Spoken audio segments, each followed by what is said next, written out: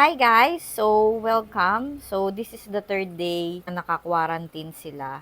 Look, ayan ang itsura ni Sunset dahil dun sa anchor worm. So, bumili na ako ng tweezers para tanggalin yung mga nakalawit sa kanila. Si Sunset yung talagang parang napuruhan eh. Kawawa naman yung baby girl ko na yan, oh.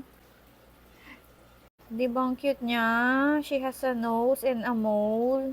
Yung pilik mata niya orange. Ayan siya, oh. Milky Way. Mumula-mula yung wen niya. Twilight! Hello, my baby Twilight!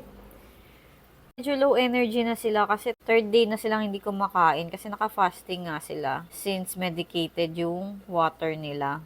So siya, ayan pa rin. Umalangwi-langwi lang siya onte tapos dyan pa rin talaga siya nakapwesto. Kawawa naman din siya. Hopefully, gumaling na sila soon. Ito talaga siya, parang wala lang talaga nangyari. Deform yung ano niya sa tail. It's okay, love ko pa din naman yan. Hi Twilight, my baby.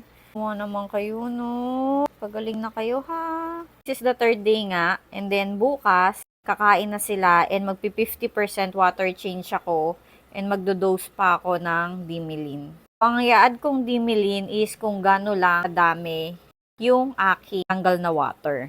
And masigla pa din sila pero 3 days na din silang fasting. Tomorrow kain na sila and water change. Sigla pa din naman sila. Tomorrow water change na sila 50%. Yun lang naman yung update ngayong third day. So that's it guys. Bye!